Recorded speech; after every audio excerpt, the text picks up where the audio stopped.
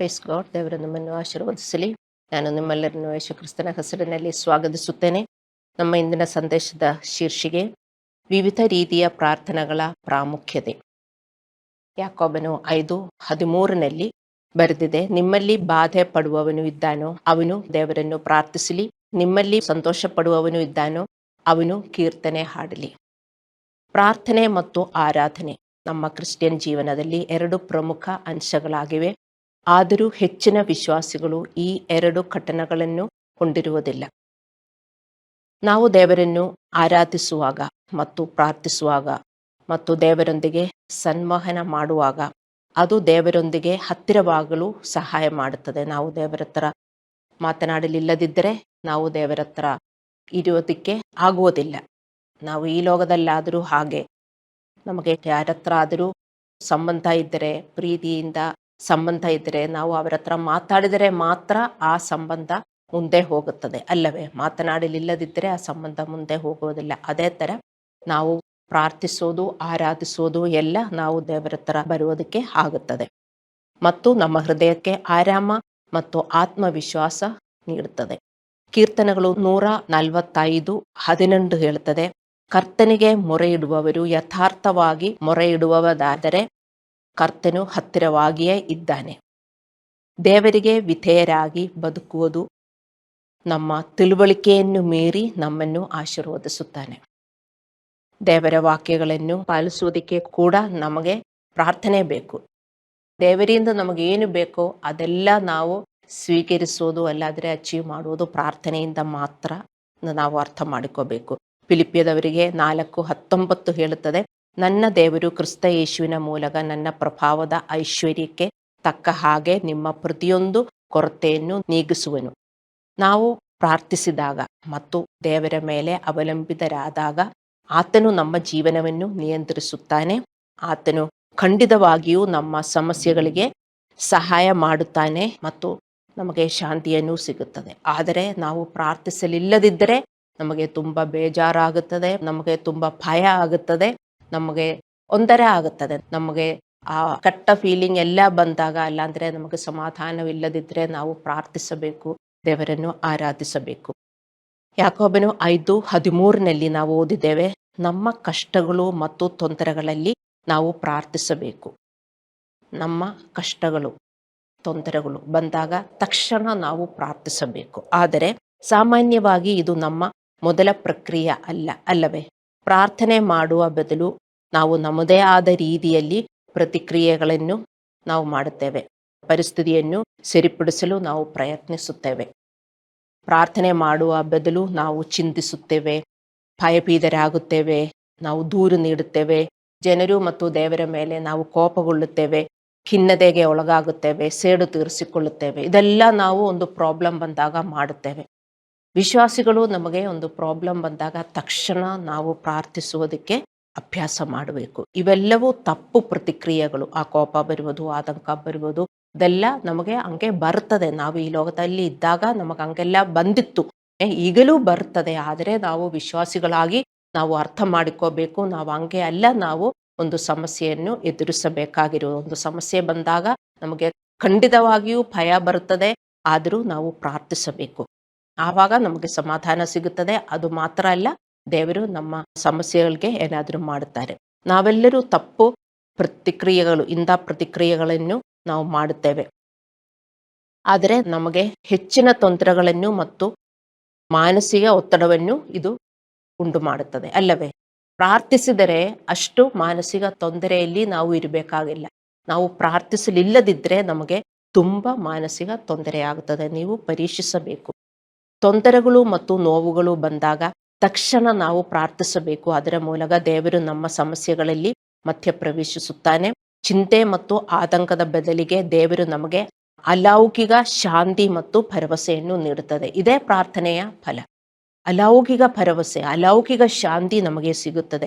ಫಿಲಿಪ್ಪಿಯದವರಿಗೆ 4:6-7 ಅದರಲ್ಲಿ ಬರೆದಿದೆ, ಯಾವ ಸಂಬಂಧವಾಗಿಯೂ ಚಿಂತೆ ಮಾಡದೆ ಸರ್ವ ವಿಷಯದಲ್ಲಿ ದೇವರ ಮುಂದೆ ಕೃತಜ್ಞತಾ ಸ್ತುತಿಯನ್ನು ಪ್ರಾರ್ಥನೆ ವಿಜ್ಞಾಪನೆಗಳನ್ನು ಮಾಡುತ್ತಾ ನಿಮಗೆ ಬೇಕಾದದನ್ನು ತಿಳಿಯಪಡಿಸಿರಿ. ಆಗ ಎಲ್ಲ ಗ್ರಾಹಿಕೆಯನ್ನು ಮೀರುವ ದೇವ ಶಾಂತಿ ನಿಮ್ಮ ಹೃದಯಗಳನ್ನು ಯೋಜನೆಗಳನ್ನು ಕ್ರಿಸ್ತ ಯೇಸುವಿನಲ್ಲಿ ಕಾಯುವುದು. ಇಲ್ಲಿ ಬರೆದಿದೆ, ಯಾವ ಸಂಬಂಧವಾಗಿಯೂ ಚಿಂತೆ ಮಾಡದೆ ಸರ್ವ ವಿಷಯದಲ್ಲಿ ದೇವರ ಮುಂದೆ ಕೃತಜ್ಞತಾ ಸ್ತುತಿಯನ್ನು ಪ್ರಾರ್ಥನೆ ವಿಜ್ಞಾಪನೆಗಳನ್ನು ಮಾಡುತ್ತಾ ನಿಮಗೆ ಬೇಕಾದದನ್ನು ತಿಳಿಯಪಡಿಸಿರಿ. ನಮಗೆ ಈ ವಾಕ್ಯ ಗೊತ್ತಿದೆ, ಆದರೂ ನಾವೇನು ಮಾಡುತ್ತೇವೆ, ನಾವು ಮೊದಲು ಚಿಂತೆ ಮಾಡುತ್ತೇವೆ, ನಾವೇ ತೊಂದರೆ ನೋಡಿಬಿಟ್ಟು ನಮಗೆ ದೇವರ ಮೇಲೆ ಕೃತಜ್ಞತೆ ಇಲ್ಲ, ಮತ್ತೆ ನಾವು ತುಂಬಾ ದುಃಖದಲ್ಲೇ ಇರ್ತೇವೆ. ಮತ್ತೆ ಮೊದಲನೇ ಪೇತ್ರನು 5:7 ಹೇಳುತ್ತದೆ, ನಿಮ್ಮ ಚಿಂತೆಯನ್ನೆಲ್ಲ ಆತನ ಮೇಲೆ ಹಾಕಿರಿ, ಆತನು ನಮಗೋಸ್ಕರ ಚಿಂತಿಸುತ್ತಾನೆ. ಅದೇ ನಾನು ಹೇಳಿರುವುದು, ದೇವರು ನಮ್ಮನ್ನು ತುಂಬಾ ಪ್ರೀತಿಸುತ್ತಾನೆ.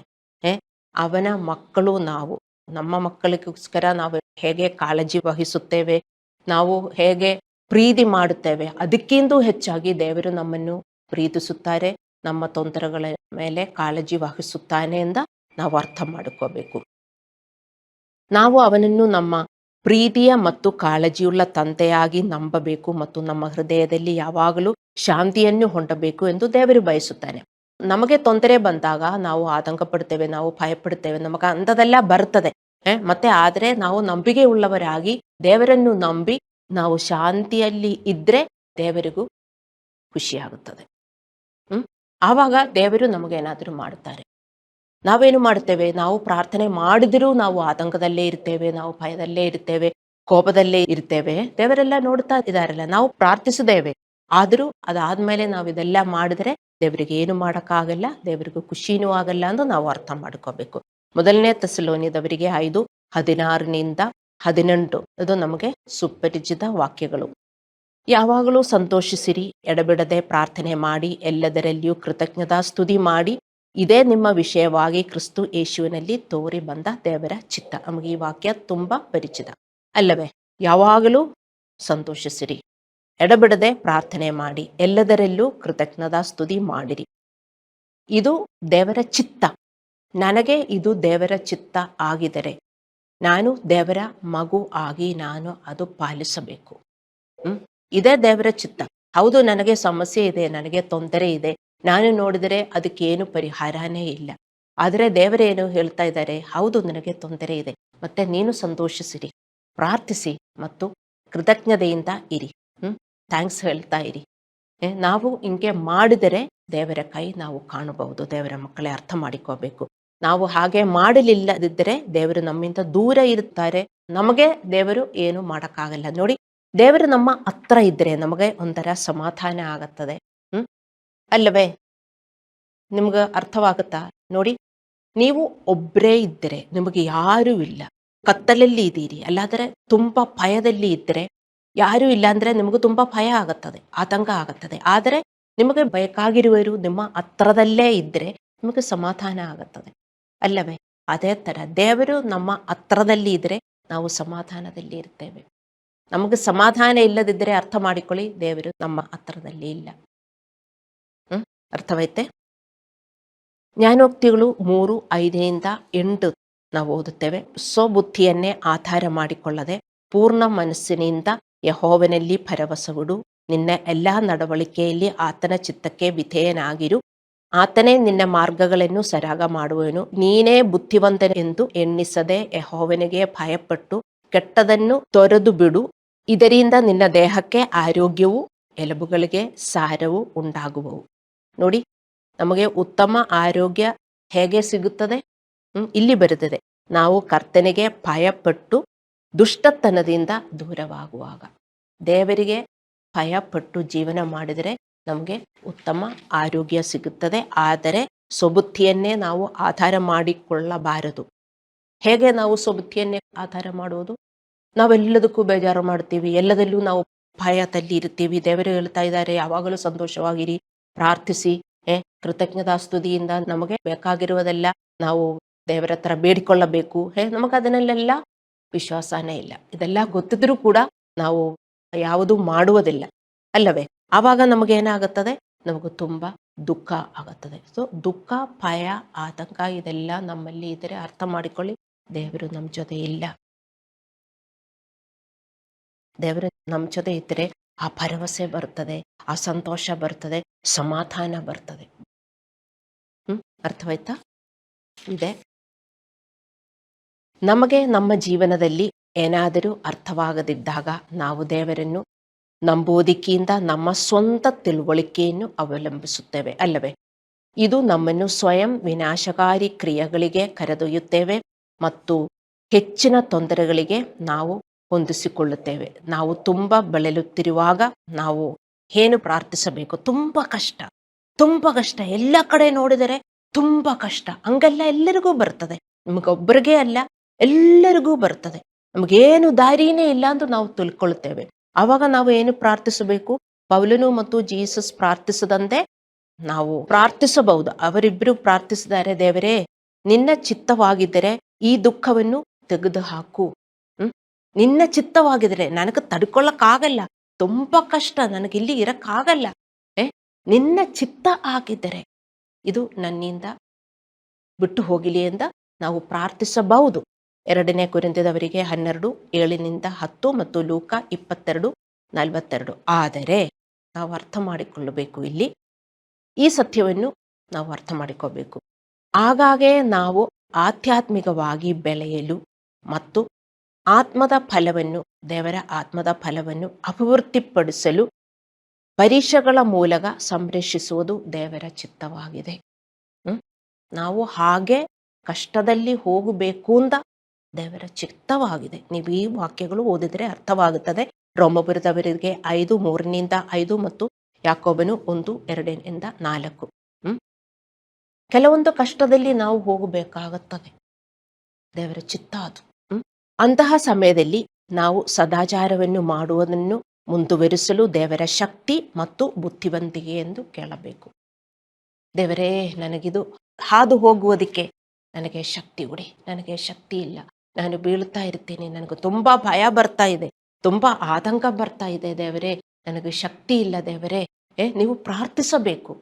ಶಕ್ತಿ ಇದ್ದರೆ ನಾವು ಭರವಸೆಯಿಂದ ನಾವು ನೋಡುತ್ತೇವೆ, ಶಕ್ತಿ ಇಲ್ಲದಿದ್ದರೆ ಎಲ್ಲ ನೆಗೆಟಿವ್ ಆಗಿ ನಾವು ನೋಡ್ತೇವೆ, ನಮಗೆ ಜೀವನ ಮಾಡಬೇಕು ಅಂದೇ ಅನಿಸೋದಿಲ್ಲ ಅಲ್ಲವೇ? ಅದಕ್ಕೆ ನಾವು ಪ್ರಾರ್ಥಿಸಬೇಕು. ಅದಕ್ಕಾಗಿಯೇ 1 ಕೊರಿಂಥದವರಿಗೆ 10:13 ಹೇಳುತ್ತದೆ, ನಾವು ತಡೆದುಕೊಳ್ಳುವುದಕ್ಕಿಂತ ಹೆಚ್ಚಿನದನ್ನು ದೇವರು ನಮಗೆ ಅನುಮತಿಸುವುದಿಲ್ಲ.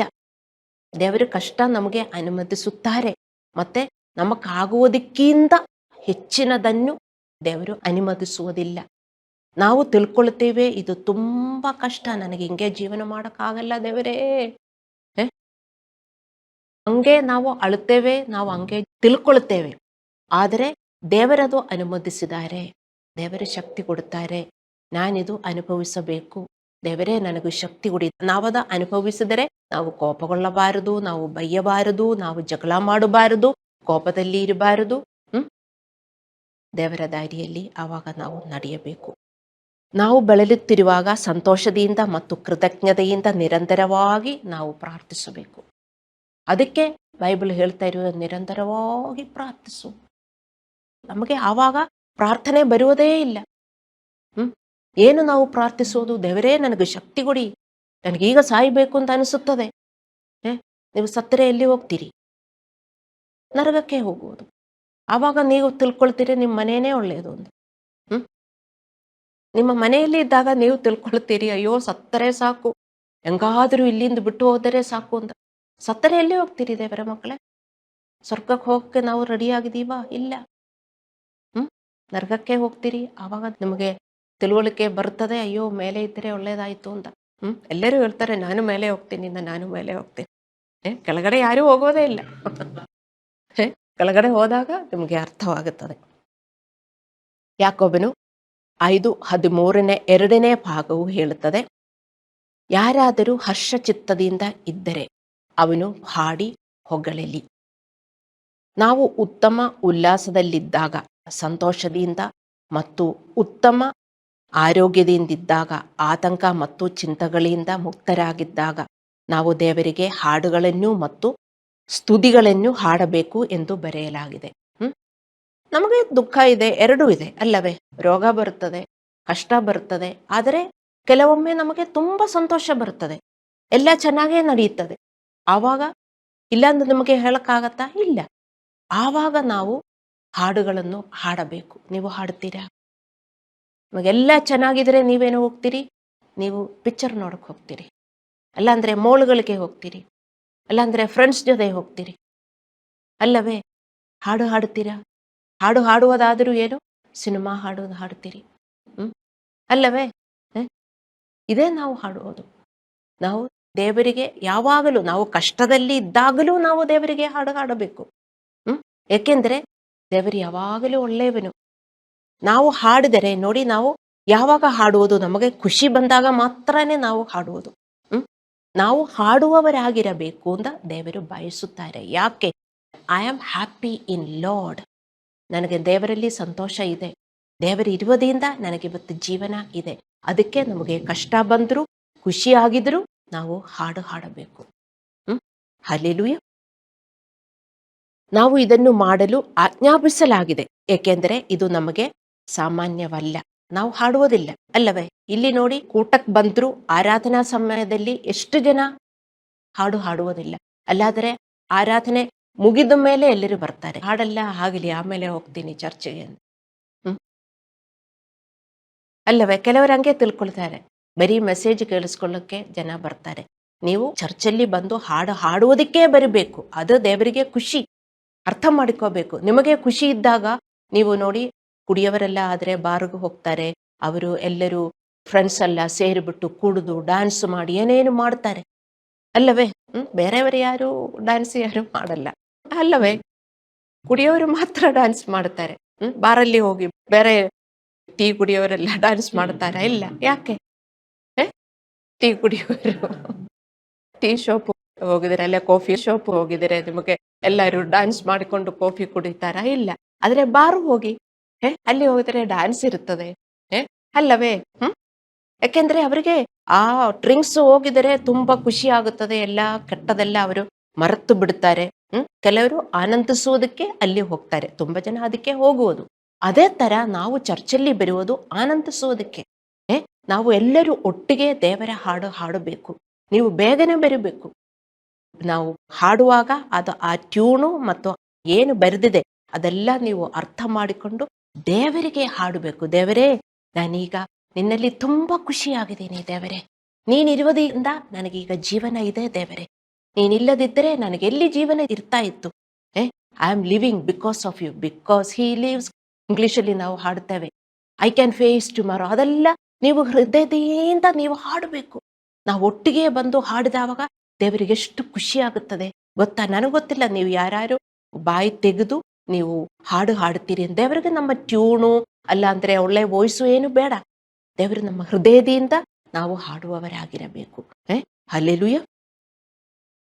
ಪ್ರಾರ್ಥನೆ, ಹಾಡುವುದು, ಆರಾಧನೆ ಮಾಡುವುದು ಇದೆಲ್ಲ ಸಮಾನ ಇರಬೇಕು. ನೀವು ತಿಳ್ಕೋಬಾರದು ಹಾಡುವುದು ಅಲ್ಲ ಅಂದ್ರೆ ಆರಾಧನೆ ಮಾಡುವುದು ಟೈಮ್ ವೇಸ್ಟ್ ಅಂತ. ಬೈಬಲ್ ನೀವು ಓದಿದರೆ ಇದೆಲ್ಲ ಸಮಾನವಾಗಿ ಇರಬೇಕು ಅಂತ ಬರೆದಿದೆ. ವಿಶ್ವಾಸಿಗಳು ಪ್ರಾರ್ಥನೆಗಳನ್ನು ಅರ್ಥ ಮಾಡಿಕೊಳ್ಳುತ್ತಾರೆ ಮತ್ತು ಅವರು ಅದನ್ನು ಅಭ್ಯಾಸ ಮಾಡುತ್ತಾರೆ. ನೀವು ಕ್ರಿಶ್ಚಿಯನ್ನರಿಗೆ ಪ್ರಾರ್ಥಿಸುತ್ತೀರಾ ಎಂದು ಕೇಳಿದರೆ ಅವರು ಹೌದು ಎಂದು ಹೇಳುತ್ತಾರೆ, ಅಲ್ಲವೇ? ಆದರೆ ಅವರು ಹಾಡುತ್ತಾರೆ ಎಂದು ನೀವು ಕೇಳಿದರೆ ಅವರು ಕೆಲವೊಮ್ಮೆ ಅಲ್ಲಾಂದ್ರೆ ಇಲ್ಲ ಎಂದು ಹೇಳಬಹುದು. ಯಾರಿಗಾದ್ರೂ ಹೇಳಿ, ನೀವು ಪ್ರಾರ್ಥಿಸುತ್ತೀರಾ? ಪ್ರಾರ್ಥಿಸುತ್ತೀರಾ. ಹಾಡುತ್ತೀರಾ? ಇಲ್ಲ. ಪ್ರಾರ್ಥನೆ ಮತ್ತು ಹಾಡುವುದು ನೀವು ಈಕ್ವಲ್ ಆಗಿ ಇಡಬೇಕು. ನಿಮ್ಗೆ ಅರ್ಥವಾಯ್ತೆ? ದೇವರಿಗೆ ಖುಷಿ ಆಗ್ತದೆ, ದೇವರೇ I am happy in you. ಹೌದು, ನನಗೆ ಪ್ರಾಬ್ಲಮ್ ಇದೆ, ಆದರೂ ನನಗೆ ಗೊತ್ತಿದೆ ಅದಕ್ಕೆಲ್ಲ ಬಿಡುಗಡೆ ಇದೆ ಅಂತ. ನಿಮಗೆ ಆ ಭರವಸೆ ಇಲ್ವಲ್ಲ? ನಮ್ಮ ಗಂಡ ಚೇಂಜ್ ಆಗೋದಿಲ್ಲ, ನಮ್ಮ ಫಾದರು ಚೇಂಜ್ ಆಗೋದಿಲ್ಲ, ನಮ್ಮ ಪರಿಸ್ಥಿತಿಗಳು ಚೇಂಜ್ ಆಗೋದಿಲ್ಲ. ಆ ನೆಗೆಟಿವಿಟಿಯಲ್ಲಿ ನೀವು ಜೀವನ ಮಾಡಿರೋದಕ್ಕೆ ನಿಮಗೆ ಹಾಡು ಬರುವುದಿಲ್ಲ. ಇವತ್ತಿನ ಕಂಡೀಷನ್ ನೋಡಿಕೊಂಡು ನೀವು ಮಾತಾಡ್ತೀರಾ, ಹಂಗೆ ಎಂದೂ ನೀವು ಮಾತನಾಡಬಾರದು. ಹಲ್ಲೆಲೂಯಾ. ಅದಕ್ಕೆ ನಿಮಗೆ ಸಂತೋಷ ಬರುವುದಿಲ್ಲ. ಏಕೆಂದರೆ ಕ್ರಿಶ್ಚಿಯನ್ನರಿಗೆ ಪ್ರಾರ್ಥನೆಗಳಲ್ಲಿ ಹೆಚ್ಚು ನಂಬಿಕೆಯನ್ನು ಅವರು ಹೊಂದಿರುತ್ತಾರೆ, ಆದರೆ ಹಾಡುವುದು ಮತ್ತು ದೇವರನ್ನು ಸ್ತುತಿಸುವ ಬಗ್ಗೆ ಹೆಚ್ಚಿನವರೆಗೂ ನಂಬಿಕೆ ಇಲ್ಲ. ಪ್ರಾರ್ಥಿಸುತ್ತಾರೆ, ನಿಮಗೆ ಅರ್ಥವಾಯ್ತಾ? ದೇವರ ಮಕ್ಕಳೇ, ಸ್ವಲ್ಪ ಟೈಮ್ ಸುಮ್ಮನೆ ನೀವು ದೇವರಿಗೆ ಹಾಡಬೇಕು. ದೇವರೇ, ನಾನು ಖುಷಿಯಾಗಿದ್ದೀನಿ, ಆದರೆ ಕಷ್ಟ ಇದೆ, ಪ್ರಾಬ್ಲಮ್ಸ್ ಎಲ್ಲ ಸಾಲ್ವ್ ಆಗಿದೆ ಅಂತಲ್ಲ. ದೇವರೇ, ನಾನು ನಿನ್ನಲ್ಲಿ ಖುಷಿಯಾಗಿದ್ದೀನಿ, ಹಂಗೆ ನೀವು ಹಾಡಬೇಕು. ಆದರೆ ಎರಡು ಸಮಾನವಾಗಿ ಮುಖ್ಯವೆಂದು ನೀವು ಅರ್ಥ ಮಾಡಿಕೊಳ್ಳಬೇಕು. ನಮ್ಮಲ್ಲಿ ಅನೇಕರು ಯೋಜಿಸುವಂತೆ ದೇವರಿಗೆ ಹಾಡುವುದು ಸಮಯ ವ್ಯರ್ಥವಲ್ಲ. ನೀವು ತಿಳ್ಕೊಳ್ತೀರಿ, ಅಯ್ಯೋ ನನಗೂ ಪ್ರಾರ್ಥನೆಗೆ ಟೈಮ್ ಇಲ್ಲ, ಮತ್ತೆ ಹಾಡುವುದಕ್ಕೆ ಎಲ್ಲಿ ಟೈಮ್ ಇದೆ? ಅಲ್ಲವೇ? ಯಾವಾಗ ಬೇಕಾದರೂ ನೀವು ಅಡಿಗೆ ಮಾಡುವಾಗಲೂ ಹಾಡಬಹುದು, ಎಲ್ಲಿ ಹೋಗಿದರೂ ನೀವು ಹಾಡಬಹುದು. ಮತ್ತೆ ನೀವು ಪ್ರಯತ್ನಿಸಬೇಕು. ದೇವರಿಗೆ ಹಾಡುಗಳನ್ನು ಹಾಡುತ್ತಿದ್ದರೆ ಮತ್ತು ಕೃತಜ್ಞತೆಯ ಹೃದಯದಿಂದ ಅವನನ್ನು ಆರಾಧಿಸಿದರೆ ನಮ್ಮ ಅನೇಕ ಸಮಸ್ಯೆಗಳ ಸರಪಳಿಗಳು ಮುರಿದು ಹೋಗುತ್ತದೆ. ದೇವರ ಮಕ್ಕಳೇ, ಅರ್ಥವಾಯ್ತೆ? ಅನೇಕ ಸಮಸ್ಯೆಗಳ ಸರಪಳಿಗಳು ಮುರಿದು ಹೋಗುತ್ತದೆ ನೀವು ಹೃದಯದಿಂದ ದೇವರನ್ನು ಆರಾಧಿಸಿದರೆ. ಬರೀ ಪ್ರಾರ್ಥನೆಯಿಂದ ಅಲ್ಲ ಅದು ಆಗುವುದು. Because I am happy in god. ನಾನು ದೇವರಲ್ಲಿ ಖುಷಿಯಾಗಿದ್ದೀನಿ. ನನಗೆ ಗೊತ್ತು ನನ್ನ ಸಮಸ್ಯೆಗಳಿಗೆ ಪರಿಹಾರ ದೇವರು ಮಾತ್ರ ಇದೆ ಅಂದೆ. ಮತ್ತೆ ನಿಮಗೆ ಅನುಮಾನ ಇದ್ದರೆ, ವಿಶ್ವಾಸ ಅಷ್ಟು ಇಲ್ಲದಿದ್ದರೆ ಹಾಡುಗಳು ಬರುವುದಿಲ್ಲ, ಪ್ರಾರ್ಥನೆಯನ್ನು ವ್ಯರ್ಥ ಅಂತ ನೀವು ಅರ್ಥ ಮಾಡಿಕೋಬೇಕು. ಕೀರ್ತನೆಗಳು 103:2 ಹೇಳುತ್ತದೆ, ನನ್ನ ಮನವೇ ಯೆಹೋವನನ್ನು ಕೊಂಡಾಡು, ಆತನ ಉಪಕಾರಗಳಲ್ಲಿ ಒಂದನ್ನು ಮರೆಯಬೇಡಿ. ನೋಡಿ, ಕೀರ್ತನಗಾರನು ಅವನ ಆತ್ಮಕ್ಕೆ ಅವನು ಮಾತಾಡ್ತಾ ಇದ್ದಾನೆ. ನನ್ನ ಮನವೇ ಯೆಹೋವನನ್ನು ಕೊಂಡಾಡು. ಅದೇ ತರ ನಿಮ್ಮೊಂದಿಗೆ ನೀವು ಮಾತನಾಡಬೇಕು. ನನ್ನ ಮನವೇ, ಯಾಕೆ ಇಷ್ಟೊಂದು ದುಃಖದಲ್ಲಿ ಇರ್ತೀಯಾ?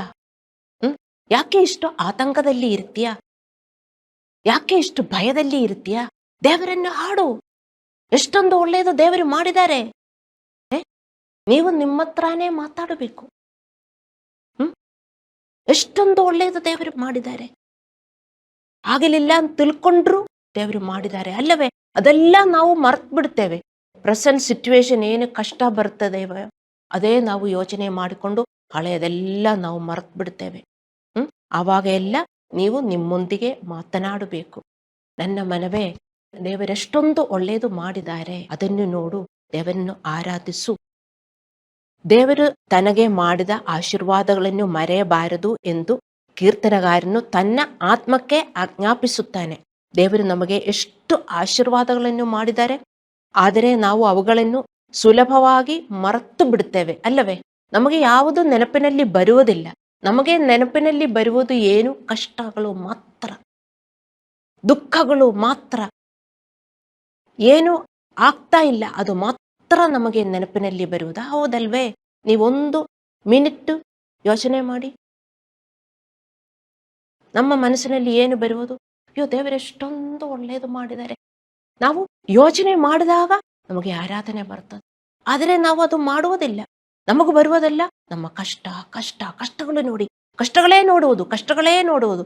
ನಮ್ಮ ಮುಂದೆ ಏನು ಕಷ್ಟಗಳಿದೆ, ಏನೇನು ಇನ್ನೂ ಆಗಬೇಕು, ಏನು ಆಗ್ತಾ ಇಲ್ಲ, ಅದೇ ನೋಡಿ ಬಿಡ್ತೇವೆ ನಾವು ಅಲ್ಲವೇ? ದೇವರ ಮಕ್ಕಳೇ, ಹಂಗೆ ನಾವು ಮಾಡಬಾರದು. ಹೌದು, ನಮಗೆ ಕಷ್ಟಗಳಿದೆ, ಅದೆಲ್ಲ ನಾವು ಪ್ರಾರ್ಥಿಸಿ ದೇವರ ಕಡೆ ಇಡಬೇಕು. ಮತ್ತು ದೇವರೆಷ್ಟೊಂದು ಒಳ್ಳೆಯದು ಮಾಡಿದ್ದಾರೆ ಅದೆಲ್ಲ ನೆನಪಿನಲ್ಲಿ ಇಟ್ಟು ದೇವರನ್ನು ಆರಾಧಿಸಿದರೆ ನಿಮಗೆ ತುಂಬಾ ಒಳ್ಳೆಯದಾಗುತ್ತದೆ. ನಾನಿಲ್ಲಿ ಹೇಳಿದೆ, ನಿಮ್ಮ ಸಮಸ್ಯೆಗಳ ಸರಪಳಿಗಳು ಮುರಿದು ಹೋಗುತ್ತದೆ. Your chains of problems will break. Chains of problems will break when you start worshipping, thinking of all what God has done.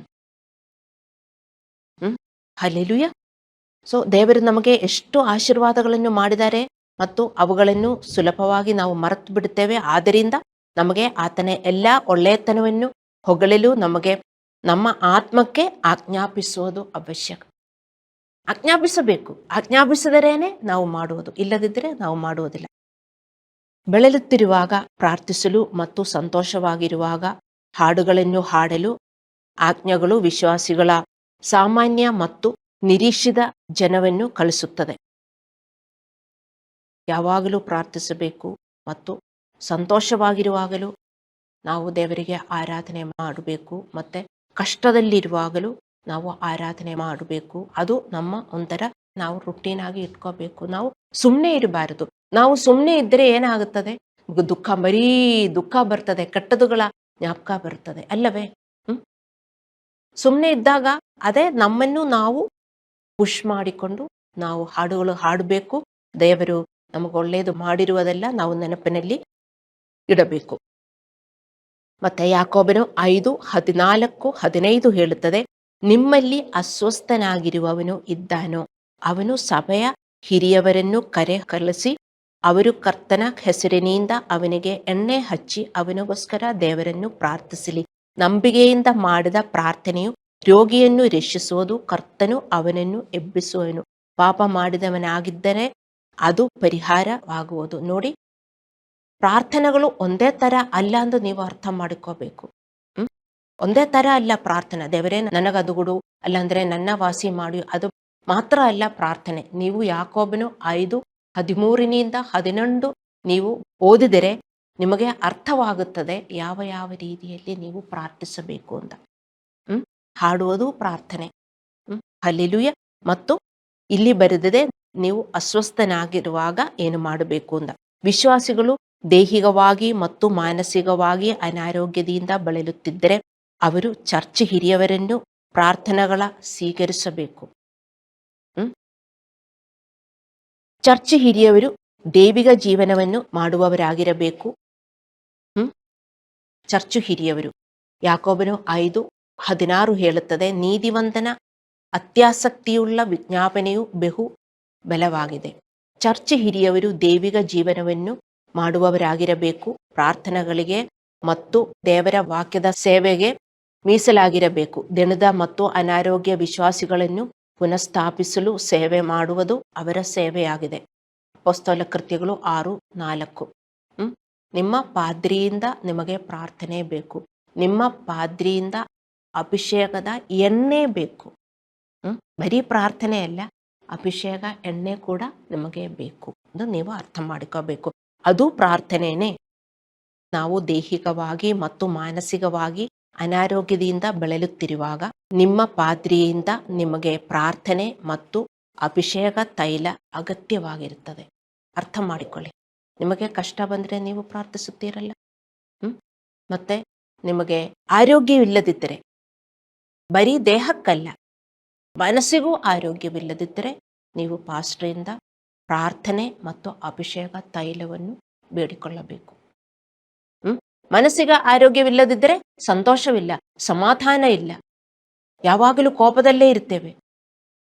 ಅದಕ್ಕೆ ಅರ್ಥ ಏನು? ನಿಮ್ಮ ದೇಹಕ್ಕೆ ಏನು ಪ್ರಾಬ್ಲಮ್ ಇಲ್ಲ, ಆದರೂ ಮನಸ್ಸಿಗೆ ಪ್ರಾಬ್ಲಮ್ ಇರುತ್ತದೆ. ಮನಸ್ಸಂಗ ಆಗಿದ್ದರೆ ಒಂದಿನ ನಿಮ್ಮ ದೇಹಕ್ಕೆ ಖಂಡಿತವಾಗಿಯೂ ರೋಗ ಬರ್ತದೆ. ಪಾದ್ರಿಗಳ ಸಲಹೆ ಮತ್ತು ಸಮಾಲೋಚನೆ ಅಭಿಷೇಕ ತೈಲ. ಅಭಿಷೇಕ ತೈಲ ಎಂದರೆ ನೋಡಿ, ಕೀರ್ತನೆಗಳು 141:5 ಬರೆದಿದೆ, ನೀತಿವಂತರು ನನ್ನನ್ನು ಹೊಡೆಯಲಿ, ಅದು ನನಗ ಉಪಕಾರ. ಅವರು ನನ್ನನ್ನು ಶಿಕ್ಷಿಸಲಿ, ಅದು ನನ್ನ ತಲೆಗೆ ಎಣ್ಣೆಯಂತಿದೆ. ನನ್ನ ತಲೆಯು ಅದನ್ನು ಬೇಡವನ್ನದಿರಲಿ. ನೀತಿವಂತ ಜೀವನ ಮಾಡುವವರು, ನಿಮ್ಮ ಪಾದ್ರಿ ನೀತಿವಂತ ಜೀವನ ಮಾಡಬೇಕು, ಆದರೇನೆ ಸಭಾ ನಡೆಸೋಕೆ ಆಗುವುದು. ಮತ್ತೆ ಚರ್ಚಿನ ಹಿರಿಯವರು, ಅವರು ನೀತಿವಂತ ಜೀವನ ಮಾಡಬೇಕು. ಅವರಿಂದ ನಿಮಗೆ ಪ್ರಾರ್ಥನೆ ಬೇಕು. ಬರೀ ಪ್ರಾರ್ಥನೆ ಅಲ್ಲ, ಅಭಿಷೇಕ ಎಣ್ಣೆ ಕೂಡ ಬೇಕು. ಅಭಿಷೇಕ ಎಣ್ಣೆ ಅಂದರೆ ಅವರ ಸಲಹೆ ಮತ್ತು ಸಮಾಲೋಚನೆ. ಮತ್ತೆ ವಿಶ್ವಾಸಿಗಳಿಗೆ ಅದು ಬೇಡ, ಪಾಸ್ಟ್ರೇ ಪ್ರಾರ್ಥಿಸಿ ಸಾಕು, ಅದರಿಂದ ನಿಮಗೇನು ಆಗುವುದಿಲ್ಲ. ಡಿಫ್ರೆಂಟ್ ಟೈಪ್ಸ್ ಆಫ್ ಪ್ರೇಯರ್ಸ್, ವಿವಿಧ ರೀತಿಯ ಪ್ರಾರ್ಥನೆಗಳಿದೆ. ಒಂದೇ ತರ ಪ್ರಾರ್ಥನೆ ಅಲ್ಲ ಬೈಬಲಲ್ಲಿ ಹೇಳಿರೋದು. ಅದು 3-4 ರೀತಿಯ ಪ್ರಾರ್ಥನೆ ಯಾಕೋಬನು 5:13-18 ಬರೆದಿದೆ. ನೀವು ಇವತ್ತು ಹೋಗಿ ಓದಬೇಕು, ಆವಾಗ ನಿಮಗೆ ಅರ್ಥವಾಗುತ್ತದೆ. ಈ ಪ್ರಾರ್ಥನೆಗಳೆಲ್ಲ ಇದ್ದರೇನೆ ಮಾತ್ರ ನಮಗೆ ಸಮಾಧಾನವಾಗಿ ಜೀವನ ಮಾಡೋಕ್ಕಾಗತ್ತೆ. ಹಲ್ಲೆಲೂಯಾ. ನೀವು ನಿಮ್ಮ ಹಿರಿಯವರಿಂದ ಪ್ರಾರ್ಥನೆ ಮತ್ತು ಅಭಿಷೇಕ ತೈಲವನ್ನು ಸ್ವೀಕರಿಸಿದಾಗ ಏನಾಗುತ್ತದೆ ಅರ್ಥ ಮಾಡಿಕೊಳ್ಳಿ. ಯಾಕೋಬನು 5:15 ಹೇಳುತ್ತದೆ, ಕರ್ತನು ಅವನನ್ನು ಎಬ್ಬಿಸುವನು. ಪಾಪ ಮಾಡಿದವನಾಗಿದ್ದರೆ ಅವನಿಗೆ ಅದು ಪರಿಹಾರವಾಗುವುದು. ನೋಡಿ, ನೀವು ಹಿರಿಯವರ ಹತ್ರ ಹೋಗ್ತೀರಿ, ಪಾಸ್ಟರ್ ಹತ್ರ ಹೋಗ್ತೀರಿ, ಎದಕ್ಕೆ? ನನಗೆ ಅಭಿಷೇಕ ಎಣ್ಣೆನೂ ಬೇಕು. ಏನು ಅಭಿಷೇಕ ಎಣ್ಣೆ? ಸಲಹೆ ಕೊಡ್ತಾರೆ ಪಾಸ್ಟ್ರು. ಅದು ನೀವು ಸ್ವೀಕರಿಸಬೇಕು. ವಿಶ್ವಾಸಿಗಳಿಗೆ ಸಲಹೆ ಬೇಡ, ಪಾಸ್ಟರ್ ಒಂದು ಪ್ರಾರ್ಥಿಸಿ ಸಾಕು. ಅದು ಮಾತ್ರದಿಂದ ನಿಮ್ಮ ಯಾವ ರೋಗನೂ ಹೀಲಾಗುವುದಿಲ್ಲ. ಪಾಸ್ಟರ್ ಕೊಡುವ ಎಣ್ಣೆ ಕೂಡ ನಿಮಗೆ ಬೇಕು. ಅದು ಪಾಸ್ಟರ್ನ ಸಲಹೆ. ಅದು ನೀವು ಪಾಲಿಸಿದರೆ ಖಂಡಿತ ದೇವರ ಮಕ್ಕಳೇ ನಿಮಗೆ ವಾಸಿಯಾಗುತ್ತದೆ. ನೀವು ಯಾಕೋಬನು 5:15 ಓದಿ, ಕರ್ತನು ಅವನನ್ನು ಎಬ್ಬಿಸುವನು, ಪಾಪ ಮಾಡಿದವನಾಗಿದ್ದರೆ ಅದು ಪರಿಹಾರವಾಗುವುದು. ಅಂದರೆ ದೇವರು ಅವನನ್ನು ಪುನಃಸ್ಥಾಪಿಸುತ್ತಾನೆ ಮತ್ತು ಗುಣಪಡಿಸುತ್ತಾನೆ. ಹಿರಿಯವರ ಪ್ರಾರ್ಥನೆಯಿಂದ ನಿಮ್ಮ ಪಾಪಗಳನ್ನು ದೇವರು ಕ್ಷಮಿಸಿ ನಿಮಗೆ ಗುಣಪಡಿಸುತ್ತಾನೆ ದೇವರು. ಅರ್ಥವಾಯ್ತೆ? ಹಂಗೆ ಹೋಗುವುದಕ್ಕೆ ವಿಶ್ವಾಸಿಗಳಿಗೆ ನಮ್ರತೆ ಬೇಕು. ಮತ್ತೆ ವಿಶ್ವಾಸಿಗಳಿಗೆ ಪಾಸ್ಟ್ರಿಂದ ಸಲಹೆ ಬೇಕು. ಪಾಸ್ಟ್ರೇ, ಯಾಕೆ ನನಗೆ ಇದು ಹಿಂಗಾಗಿರ್ಬೋದು? ಯಾಕೆ ವಿಶ್ವಾಸಿಗಳು ಹೋಗುವುದಿಲ್ಲ? ವಿಶ್ವಾಸಿಗಳು ಬೈಬಲ್ ಓದುವುದಿಲ್ಲ, ಅದು ಅರ್ಥ ಮಾಡುವುದಿಲ್ಲ. ಬರೀ ಒಂದೇ ತರ ಅಲ್ಲ ದೇವರ ಮಕ್ಕಳೇ ಪ್ರಾರ್ಥನೆ. ನೀವು ಮಾತ್ರ ಪ್ರಾರ್ಥಿಸಿದರೆ ಎಲ್ಲ ಚೆನ್ನಾಗಿ ನಡೆಯುವುದಿಲ್ಲ. ನೀವು ಯಾಕೆ ಚರ್ಚಲ್ಲಿ ಹೋಗುವುದು? ಚರ್ಚಲ್ಲಿ ಹಿರಿಯವರಿದ್ದಾರೆ, ಚರ್ಚಲ್ಲಿ ಪಾದ್ರಿ ಇದ್ದಾರೆ. ಅವರು ಎದಕ್ಕಿರುವುದು ಅಂತ ನೀವು ಅರ್ಥ ಮಾಡಿಕೋಬೇಕು. ಅವರು ತನ್ನ ಜೀವನ ಎಲ್ಲ ಡೆಡಿಕೇಟ್ ಮಾಡಿ ಚರ್ಚೆಗೋಸ್ಕರ ಇರುವುದು ಎದಕ್ಕೆ? ನೀವು ಅಪೊಸ್ತಲ ಕೃತ್ಯಗಳು 6:4 ಓದಿದರೆ ನಿಮಗೆ ಅರ್ಥವಾಗುತ್ತದೆ. ಅವರು ವಚನದಿಂದ ನಿಮಗೆ ಬೋಧಿಸಬೇಕು ಮತ್ತು ಅವರು ಪ್ರಾರ್ಥಿಸುವವರಾಗಿರಬೇಕು. ನಿಮಗೋಸ್ಕರ ಅವರು ಪ್ರಾರ್ಥಿಸುತ್ತಾರೆ. ನೀವು ಯಾವ ಚರ್ಚಿಗೆ ಹೋಗ್ತೀರೋ ಪಾದ್ರಿ ನಿಮಗೋಸ್ಕರ ಪ್ರಾರ್ಥಿಸುತ್ತಾರೆ. ಮತ್ತೆ ವಚನದಿಂದ ನಿಮ್ಮನ್ನು ಬೋಧಿಸುತ್ತಾರೆ. ಅವರು ವಚನದಿಂದ ನಿಮಗೆ ಸಲಹೆ ನಿಮಗೆ ಕೊಡಬೇಕು. ಹೋಗಿದರೆ ನಿಮಗೆ ವಾಸಿಯಾಗುತ್ತದೆ. ಮತ್ತೆ ವಿಶ್ವಾಸಿಗಳು ಇದಕ್ಕೆಲ್ಲ ಹೋಗಲ್ಲ. ಹಾಸ್ಪಿಟಲ್ಗೆ ಹೋಗಿದರೆ ಡಾಕ್ಟರ್ ಒಂದು ಇಂಜೆಕ್ಷನ್ ಕೊಟ್ಟಿದರೆ ಬೇಗನೆ ಎಲ್ಲ ವಾಸಿಯಾಗುತ್ತದಲ್ಲ. ಮತ್ತೆ ಯಾಕೆ ದೇವರು ಹೇಳಿದ್ರು ನಾನೇ ವಾಸಿ ಮಾಡುವ ದೇವರು ಅಂತ? ದೇವರು ಹೇಳಿದ್ರು ನಾನೇ ನಿಮ್ಮ ವಾಸಿ ಮಾಡುವ ದೇವರು ಅಂತ. ವಿಶ್ವಾಸಿಗಳಿಗೆ ನಂಬಿಕೆ ಇಲ್ಲ. ಯಾಕೆ? ಅವರಿಗೆ ಸಲಹೆ ಬೇಡ. ಅವರೊಂದು ಪ್ರಾರ್ಥಿಸುತ್ತಾರೆ, ದೇವರೇ ನನ್ನ ವಾಸಿ ಮಾಡು, ವಾಸಿ ಮಾಡು, ವಾಸಿ ಮಾಡು. ನಿಮ್ಮ ಪ್ರಾರ್ಥನೆಯಿಂದ ವಾಸಿಯಾಗುವುದಿಲ್ಲ. ಕೆಲವು ಬಾರಿ ವಾಸಿಯಾಗಬಹುದು, ಆದರೆ ಯಾವಾಗಲೂ ವಾಸಿಯಾಗುವುದಿಲ್ಲ. ಪಾಸ್ಟರ್ ಹತ್ರ ಹೋಗ್ಬೇಕು. ಪಾಸ್ಟರ್ ಎಣ್ಣೆ ಕೊಡ್ತಾರೆ, ಎಣ್ಣೆ ಬೇಡ. ತೈಲ ಹಚ್ಕೋಬೇಕು, ಅಭಿಷೇಕದ ತೈಲ ಹಚ್ಕೋಬೇಕು. ಪಾಸ್ಟರ್ ಹೇಳುತ್ತಾರೆ ನಿಮ್ಮ ನಡತೆ ಸರಿಯಲ್ಲ ಅಂತ. ಅದು ನಿಮಗೆ ಬೇಡ. ಆ ನಡತೆ ಸರಿ ಮಾಡಿದ್ರೆ ನಿಮ್ಮ ರೋಗ ವಾಸಿಯಾಗುತ್ತದೆ. ದೇವರ ಮಕ್ಕಳೇ ಅರ್ಥ ಮಾಡಿಕೊಳ್ಳಿ. ಬರೀ ಡಾಕ್ಟರ್ಸ್ಗೆ ಎದಕ್ಕೆ ನೀವು ದುಡ್ಡು ಕೊಡ್ತೀರಿ? ಅದು ಅಲ್ಲ, ಎಷ್ಟೊಂದು ಪೇನು.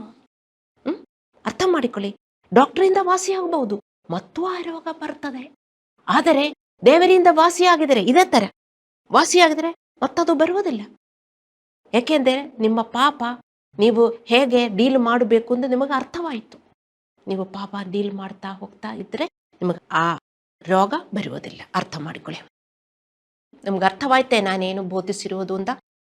ದಯವಿಟ್ಟು ಇವತ್ತು ಮನೆ ಹೋಗಿ ಯಾಕೋಬನು 5:13-15 ತನಕ ನೀವು ಓದಿರಿ. ಆವಾಗ ನಿಮಗೆ ಅರ್ಥವಾಗುತ್ತದೆ. ಇನ್ನೊಂದು ರೀತಿಯ ಪ್ರಾರ್ಥನೆ ಯಾಕೋಬನು 5:16 ನೀವು ಸ್ವಸ್ಥವಾಗಬೇಕಾದರೆ, ನೀವು ಅನಾರೋಗ್ಯದಿಂದ ಬಳಲುತ್ತೀರಾ? ನಿಮಗೆ ರೋಗ ಇದೆಯಾ? ಇವತ್ತು ದೇಹಕ್ಕಿರಬಹುದು, ಮನಸ್ಸಿಗೂ ಇರಬಹುದು. ಎರಡು, ಬರೀ ದೇಹಕ್ಕಲ್ಲ ನಮಗೆ ರೋಗ, ಮನಸ್ಸಿಗೂ ರೋಗ ಇರುತ್ತದೆ. ನೋಡಿ, ನಮ್ಮ ದೇಹಕ್ಕೆ ಆರೋಗ್ಯ ಇದ್ದರೆ ನಮಗೆ ಖುಷಿಯಾಗಿ ನಡಿಬಹುದು, ಎಲ್ಲ ಕಡೆ ಓಡಾಡಬಹುದು. ಆದರೆ ರೋಗ ಇದ್ದರೆ ತುಂಬಾ ಕಷ್ಟ, ನಡೆಯಕ್ಕೂ ಆಗಲ್ಲ. ಅಲ್ಲಿ ಪೇನು, ಇಲ್ಲಿ ಪೇನು, ಅಲ್ಲವೇ? ಒಂಥರ ಖುಷಿ ಅನಿಸುವುದಿಲ್ಲ, ಸಂತೋಷ ಅನಿಸುವುದಿಲ್ಲ. ದೇಹಕ್ಕೆ ರೋಗ ಇದ್ದರೆ ಅದೇ ತರ ಮನಸ್ಸಿಗೂ ರೋಗ ಇದ್ದರೆ ದೇಹಕ್ಕೆ ಏನು ಪ್ರಾಬ್ಲಮ್ ಇಲ್ಲ, ಎಲ್ಲ ಸರಿಯಾಗಿದೆ. ಡಾಕ್ಟರ್ ತರಾನು ಹೋಗಿ ಎಲ್ಲ ಚೆಕಪ್ ಮಾಡ್ಕೊಂಡು ಬಂದಿದೆ, ಎಲ್ಲ ಕರೆಕ್ಟ್ ಆಗಿದೆ, ಏನು ತೊಂದರೆ ಇಲ್ಲ ಅಂತ ಡಾಕ್ಟರ್ ಸರ್ಟಿಫಿಕೇಟ್ ಕೊಟ್ಟಿದ್ದಾರೆ. ಆದರೂ ನಡೆಯಕ್ಕಾಗಲ್ಲ. ಎಲ್ಲಿ ರೋಗ? ಮನಸ್ಸಿಗೆ ರೋಗ. ಎಲ್ಲಿ ರೋಗ? ನಿಮಗೆ ಮನಸ್ಸಿಗೆ ಖುಷಿ ಇಲ್ಲ, ಸಮಾಧಾನ ಇಲ್ಲ. ಅರ್ಥ ಮಾಡಿಕೊಳ್ಳಿ. ಅದೇ ಇದನ್ನಲ್ಲಿ ಬರೆದಿರುವುದು. ದೋಸ್ ಹೂ ಆರ್ ಸಿಕ್ ಅಂದರೆ body wise and mental sickness. ಅವರು ಹಿರಿಯವರ ಹತ್ರ ಹೋಗ್ಬೇಕು. ಇನ್ನೊಂದು, ನೀವು ಸ್ವಸ್ಥವಾಗಬೇಕಾದರೆ ನಿಮ್ಮ ಪಾಪಗಳನ್ನು ಒಬ್ಬರಿಗೊಬ್ಬರು ಅರಿಕೆ ಮಾಡಿ ಒಬ್ಬರಿಗೋಸ್ಕರ ಒಬ್ಬರು ದೇವರನ್ನು ಪ್ರಾರ್ಥಿಸಿ. ಈ ಪ್ರಾರ್ಥನೆ ಇದೆಯಾ ನಿಮಗೆ? ನಿಮ್ಮ ರೋಗ ವಾಸಿ ಆಗಬೇಕಂದರೆ ನೀವು ಮಾಡಿದ ಪಾಪ ಯಾರ ಜೊತೆ ಮಾಡಿದ್ರು ಅವರಿಗೆ ಹೋಗಿ ಕ್ಷಮಾಪಣೆ ಅರ್ಪಿಸಬೇಕು. ಯಾರೇ ಆಗಿದ್ರು, ನಿಮ್ಮ ಮನೆಯವರ ಹತ್ರ ಪಾಪ ಮಾಡಿದರೆ, ಅಲ್ಲಾಂದರೆ ಚರ್ಚ್ ಸದಸ್ಯರ ಜೊತೆಗೆ ಪಾಪ ಮಾಡಿದರೆ ಕ್ಷಮಿಸಿ. ನಿಮ್ಮ ಹತ್ರ ಹಿಂಗೆ ನಾನು ಮಾತಾಡಿದೆ, ಅಲ್ಲಾಂದ್ರೆ ಹಿಂಗೆ ವರ್ತಿಸಿದೆ, ನನ್ನನ್ನು ಕ್ಷಮಿಸಿಯಿಂದ ನಿಮ್ಮ ಹೃದಯದಿಂದ ನೀವು ಹೇಳಿದರೆ ನಿಮಗೆ ವಾಸಿ ಆಗುತ್ತದೆ. ಕಷ್ಟ ಅಲ್ವಾ? ನಮ್ಮ ಹೆಡ್ ವೆಯ್ಟು ಅದು ಅನುಮತಿಸುವುದಿಲ್ಲ. ಅದಕ್ಕೆ ರೋಗದಿಂದ ಬಳಲುತ್ತಾ ಇರ್ರಿ. ನೋಡಿ ವಿಶ್ವಾಸಿಗಳು ಹೆಂಗೆ ಜೀವನ ಮಾಡ್ತಾರೆ. ಯೇಸು ದೇವರು, ವಾಸಿ ಮಾಡುವ ದೇವರು ಅಂತೆಲ್ಲ ಹಾಡ್ತಾರೆ, ಆದರೂ ನನಗೆ ವಾಸಿ ಮಾಡಿಕೊಡಲಿಲ್ಲ. ಹಾಡೆಲ್ಲ ಹಾಡ್ತಾರೆ, ವಾಸಿ ಮಾಡುವ ದೇವರು ಯೇಸು ದೇವರು ಸ್ವಾಮಿ ಸ್ವಾಮಿ, ಆದರೂ ನನ್ನ ರೋಗ ವಾಸಿ ಆಗಲಿಲ್ಲ. ಹಾಡು ಹಾಡ್ತಾರೆ, ಯಾರೋ ಬರೆದಿರುವ ಹಾಡು, ಯಾರೋ ಕೊಟ್ಟಿರುವ ಟ್ಯೂನು. ಚರ್ಚಲ್ಲಿ ಬಂದು ನೀವು ಹಾಡು ಹಾಡ್ತೀರ, ಅದ್ರ ಒಳಗಡೆ ಅಯ್ಯೋ ನನ್ನ ರೋಗ ಏನು ವಾಸಿ ಆಗಲಿಲ್ವಲ್ಲ, ಇನ್ನೂ ಜೇಬಲ್ಲೇ ಟ್ಯಾಬ್ಲೆಟ್ಸ್ ಎಲ್ಲ ಇಟ್ಕೊಂಡೆ ಚರ್ಚಲ್ಲೂ ಬಂದಿರೋದು. ಯಾಕೆ? ಹೆಡ್ ವೇಟ್ ತುಂಬ. ಮನೆಯವರ ಹತ್ರ ಎಲ್ಲ ಕೋಪದಲ್ಲಿ ಮಾತಾಡಿ ಮಾತಾಡಿ ಮಾತಾಡಿ ನಿಮಗೆ ಬರೀ ರೋಗ ಬರ್ತದೆ. ನಮ್ಮ ಮನಸ್ಸಲ್ಲಿ, ನಮ್ಮ ಹೃದಯದಲ್ಲಿ ಕ್ಷಮಿಸದಿರುವಿಕೆ ಇದ್ರೆ ದೇವರ ಮಕ್ಕಳೇ, ದೇವರು ವಾಸಿ ಮಾಡುವುದಿಲ್ಲ. If you are keeping unforgiveness in your heart, God will not heal you. Definitely, you will have sickness one or the other way. ಏನು ಕಾರಣ? ಅನ್ಫರ್ಗಿವ್ನೆಸ್, ಕ್ಷಮಿಸದಿರುವಿಕೆ. ಡಾಕ್ಟರ್ ನೋಡಿದರೆ ಎಲ್ಲ ಕರೆಕ್ಟ್ ಆಗಿದೆ, ಡಾಕ್ಟರ್ಗೆ ಅದು ಕಾಣುವುದಿಲ್ಲ. ಅರ್ಥ ಮಾಡಿಕೊಳ್ಳಿ ದೇವರ ಮಕ್ಕಳೇ, ನೀವು ಕ್ಷಮಿಸದಿರುವಿಕೆ ಎಷ್ಟೊಂದು ನಿಮ್ಮ ಮನಸ್ಸಲ್ಲಿ ಇಟ್ಕೊಂಡಿದ್ರು, ನಿಮಗೆ ಇನ್ನೂ ರೋಗ ಬರ್ತದೆ. ಯಾರ ಹತ್ರನೂ ಪಾಪ ಮಾಡಿದರೆ, ಯಾರೇ ಆಗಿದ್ರು, ನಿಮ್ಮ ಶತ್ರುವಾಗಿದ್ರು, ನನ್ನನ್ನು ಕ್ಷಮಿಸ್ಬಿಡಿ. ನೀವು ಜಸ್ಟಿಫೈ ಮಾಡಿಕೊಂಡಿರಬಾರದು. ಅವರಂಗ ಮಾಡಿರುವುದಿಂದ ನಾನು ಹಿಂಗ ಮಾಡಿರುವುದು. ಅವರಂಗ ಮಾಡಿದ್ರು ದೇವರೇನು ಹೇಳ್ತಾರೆ? ಅವರಿಗೆ ಕ್ಷಮಿಸಿ. ಶತ್ರುವನ್ನು ಕ್ಷಮಿಸಿ ಅಂತ ದೇವರು ಹೇಳಿರುವುದು ಅಲ್ಲವೇ? ಅರ್ಥ ಮಾಡಿಕೊಳ್ಳಿ ದೇವರ ಮಕ್ಕಳೇ. ಸೊ ನಮ್ಮ ದೇಹ ಮತ್ತು ಮನಸ್ಸಿನಲ್ಲಿ ಗುಣವಾಗಲು ನೀವು ಯಾರಿಗೆ ಪಾಪ ಮಾಡಿದ್ದೀರಿ ಮತ್ತು ನಿಮ್ಮ ಪಾಪಗಳಿಗೆ ಕ್ಷಮೆಯನ್ನು ಕೇಳಬೇಕು ಮತ್ತು ಪ್ರಾರ್ಥಿಸಬೇಕು. ನಿಮ್ಮ ಕುಟುಂಬ ಸದಸ್ಯರು, ಚರ್ಚ್ ಸದಸ್ಯರು ಮತ್ತು ಇತರರ ವಿರುದ್ಧ ನೀವು ಪಾಪ ಮಾಡಿರಬಹುದು. ಅವರಿಗೆ ಕ್ಷಮೆ ಕೇಳಿ ನೀವು ಗುಣಮುಖರಾಗುತ್ತೀರಿ. ನಿಮ್ಮ ಹೃದಯದಲ್ಲಿ ಕ್ಷಮಿಸದಿರುವಿಕೆ ಇದ್ದಾಗ ದೇವರು ನಿಮ್ಮನ್ನು ಗುಣಪಡಿಸುವುದಿಲ್ಲ. ನೀವು ಕೋಪ ಇಟ್ಕೊಂಡಿದ್ದೀರಿ, ನೀವು ಹೋಗಿ ಹೇಳಿ, sorry, I was angry at you. ಕೆಲವರು ತೋರಿಸುವುದಿಲ್ಲ, ಆದರೆ ಮನಸ್ಸಲ್ಲಿ ಇಟ್ಕೊಂಡಿದ್ರು. ದೇವರ ಮಕ್ಕಳೇ, ಸ್ವಲ್ಪ ವಿನಮ್ರತೆಯಿಂದ ನಿಮ್ಮ ಮನೆಯವರಿಗೆ ಕ್ಷಮಾಪಣೆ ಹೇಳಿ, ನಿಮಗೆ ರೋಗ ವಾಸಿಯಾಗುತ್ತದೆ. ಹಲ್ಲೆಲೂಯ. ಯಾರಿಗೂ ಇಂಥ ಟೆಸ್ಟ್ ಮಣಿಗಳಿಲ್ಲ, ಇಂಥ ಟೆಸ್ಟ್ ಮಣಿಗಳಿಲ್ಲ. ಹಲ್ಲೆಲೂಯ. ಚರ್ಚ್ಗಳಲ್ಲಿ ಹಿರಿಯವರು ಅಭಿಷೇಕ ತೈಲದಿಂದ ರೋಗಿಗಳ ಮೇಲೆ ಪ್ರಾರ್ಥನೆ ಮಾಡುವುದನ್ನು ಹೆಚ್ಚಾಗಿ ನಿರ್ಲಕ್ಷಿಸಲಾಗಿದೆ. ಏಕೆಂದರೆ ವಿಶ್ವಾಸಿಗಳು ತಮ್ಮ ದೇಹ ಮತ್ತು ಮನಸ್ಸನ್ನು ಗುಣಪಡಿಸಲು ಪಾದ್ರಿಯ ಸಲಹೆಯನ್ನು ಪಡೆಯಲು ಅಥವಾ ಪಾಲಿಸಲು ಬಯಸುವುದಿಲ್ಲ.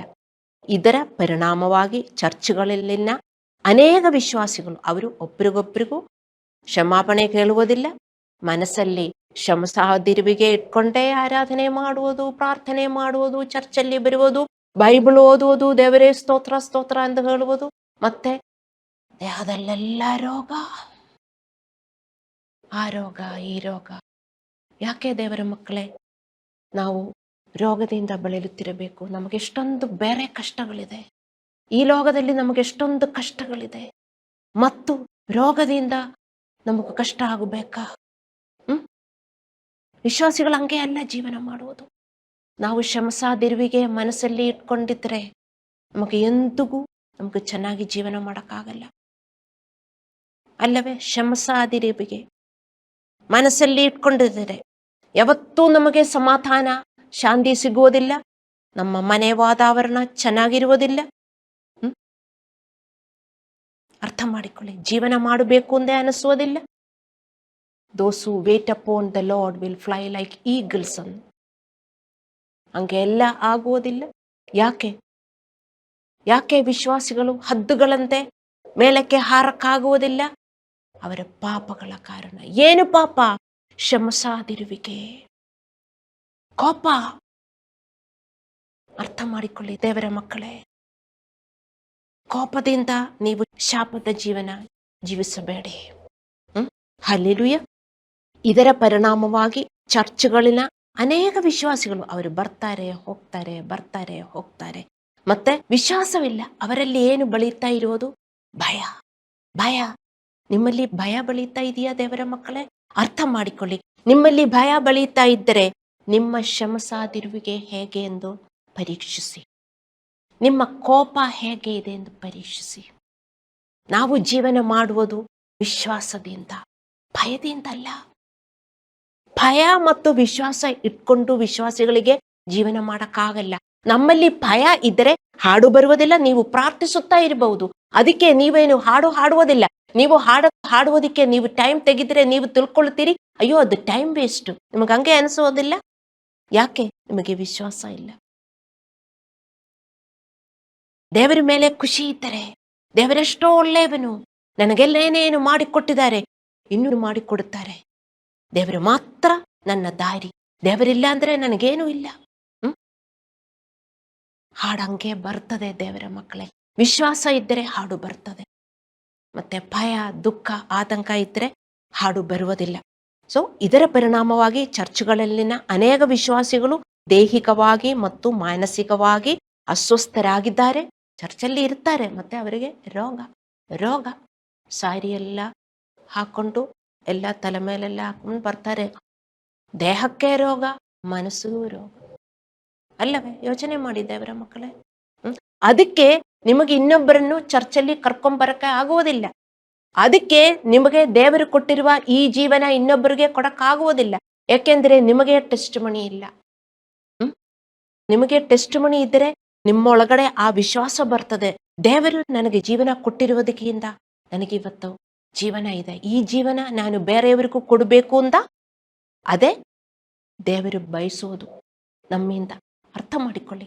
ನಾನು ನನಗೋಸ್ಕರ ಜೀವನ ಮಾಡಬಾರದು, ದೇವರಿಗೋಸ್ಕರ ಜೀವನ ಮಾಡಬೇಕು. ಆವಾಗ ನಿಮಗೆ ಇವಾಂಜಲಿಸಂ ಬರ್ತದೆ. ನೀವು ಇವಾಂಜಲಿಸಂ ಆ ಬಯಕೆಯಿಂದ ನೀವು ಹೋಗಿದರೆ ಯಾರಾದರೂ ಸಿಗುತ್ತಾರೆ. ನೀವು ಅರ್ಥ ಮಾಡಿಕೊಳ್ಳಿ. ಅನೇಕ ವಿಶ್ವಾಸಿಗಳು ದೈಹಿಕವಾಗಿ ಮತ್ತು ಮಾನಸಿಕವಾಗಿ ಅಸ್ವಸ್ಥರಾಗಿದ್ದಾರೆ. ಏಕೆಂದರೆ ಅವರು ದೇವರು ಹೇಳುವ ಪ್ರಕಾರ ಪ್ರಾರ್ಥನೆ ಮಾಡುವುದಿಲ್ಲ. ನೀವು ದೇವರ ಪ್ರಕಾರ ಪ್ರಾರ್ಥನೆಗಳನ್ನು ಹೊಂದಿದರೆ ನೀವು ಸಂತೋಷದಿಂದ ಮತ್ತು ಆರೋಗ್ಯವಾಗಿ ಇರುತ್ತೀರಿ. ನಾವು ಕಣ್ಣುಗಳನ್ನು ಮುಚ್ಚಿ ಪ್ರಾರ್ಥನೆ ಮಾಡೋಣ.